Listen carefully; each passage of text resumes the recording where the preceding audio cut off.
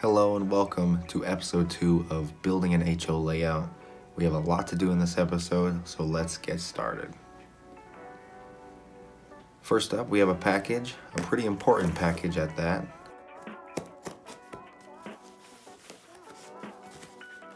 It's a Tech 2 Locomotion 2500, just a regular DC layout controller, but a nice one at that. Now in the previous episode I had layout plans that I completely changed. Here is the new layout. I think it looks a lot better in my opinion, and I'm actually able to utilize more track and have a longer, bigger train yard.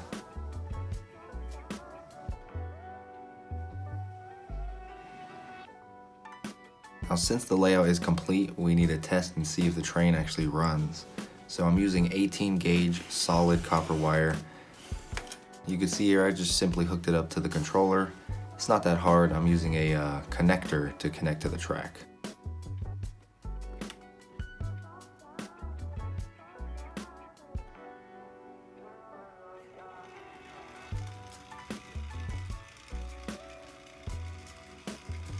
This was actually the first time I was able to run a train on my track, so it was actually quite satisfying to know that it worked out.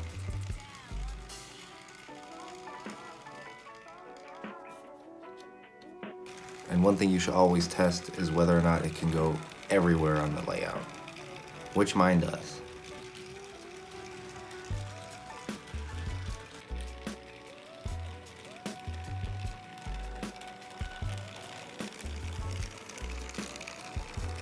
And the one freight car I have is a 52-foot well car. One of my favorites, actually. So the first thing we have to do is we have to mark down all the track for the cork so we know where to place it. I'm just going to be outlining on the very edge of the track and pretty much just making sure I know exactly where the cork needs to go. Here I am marking where the turnouts are so I can add some cork later on. And I'm just going around doing a nice solid line.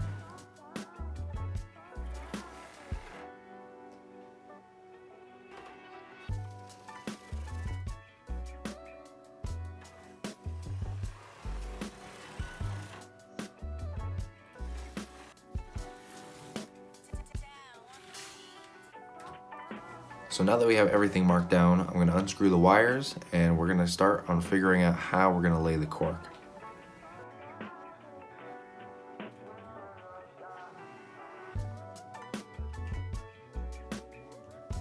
And so what I'm doing here is I'm taking apart the track in sections, so it'll be a lot easier to put together in the future.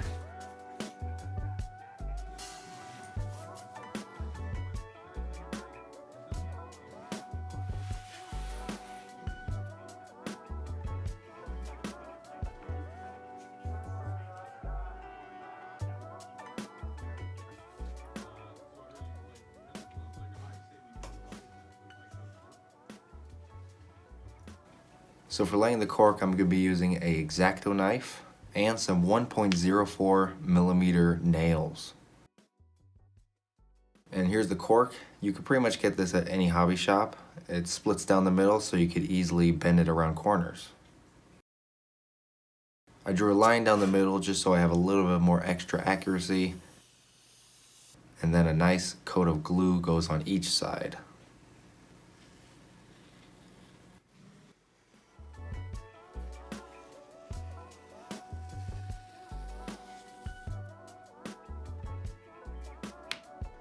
Now one tip I suggest, and that I did in this, that you can't see on camera, is putting a nail at the very start of your cork, just so you could pivot on that little nail and make sure it doesn't move anywhere.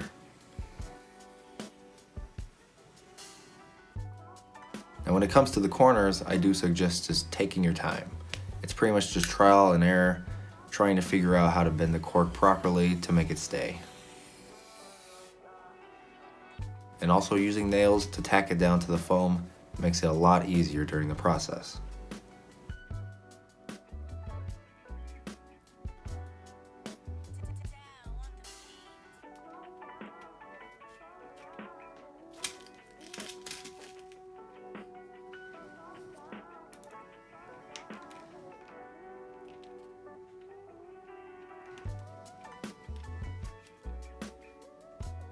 Now comes the second piece. I just lay it right next to the other cork that I have laid down already.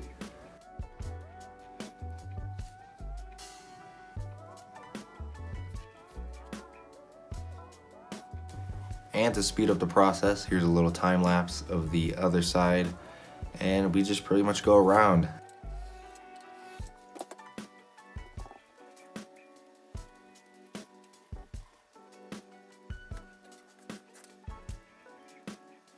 If you're curious what all the dust and debris is on the foam, it's just from me sanding down the cork. Now the edges sometimes are a little bit rough, and you want to sand them down to make sure they're sloped so it's easier to ballast them in the future.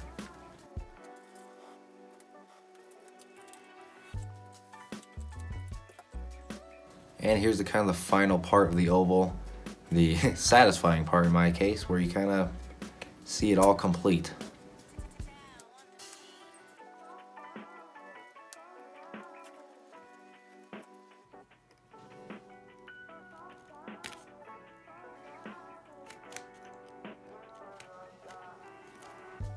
Alright, and there it is, the final oval. Still have the train yard to go and the other turnout. And here's pretty much the almost complete. I just have a very little bit to go. And I ran out of cork, so we must go back to the hobby shop to get some more. But in the meantime, I'm gonna sand down the sides to make sure they're slanted like I said before.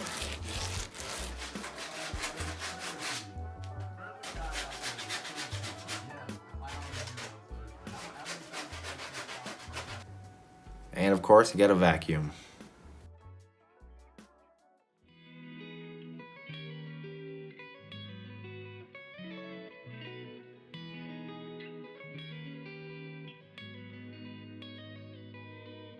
Now, even though I don't have the cork complete yet, I am going to put some of the track in place just to see how well of a job I did.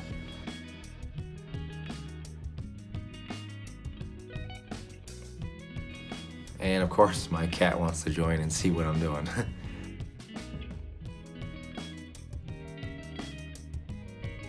Here it is the next day. We have it complete and a train is running, and that is a good sign when it comes to putting it all back together.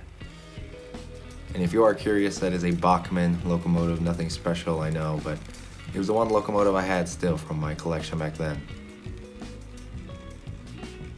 Alright, so next up is to replace this big bulky thing with the piece on top.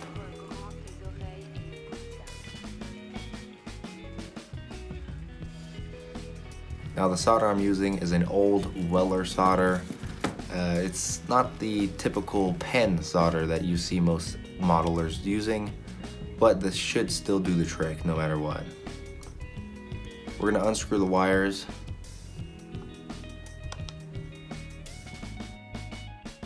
And we put the new track in place and we get rid of that. We're going to use the drill to drill through pretty much all layers of the layout, the very bottom.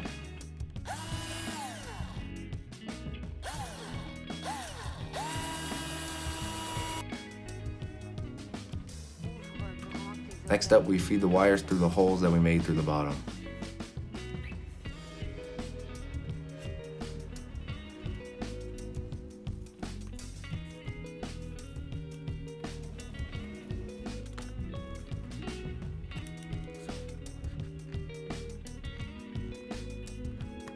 We strip the plastic off the wires so they're exposed.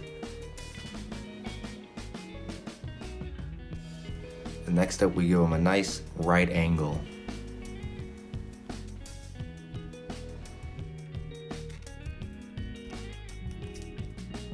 The soldering was a little difficult, but not too bad. It would have been a lot easier if I'd actually had a pen instead of a large soldering gun, but the job still was done.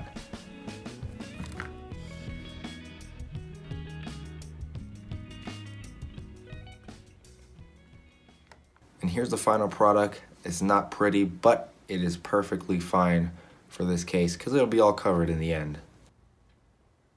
And of course, we gotta test it. And sure enough, thank God it works.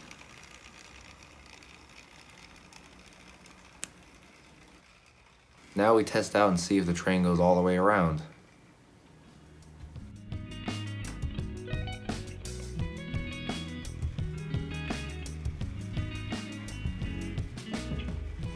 And in the next episode, we're going to be using Sculptamold to make some hills and possibly some mountains.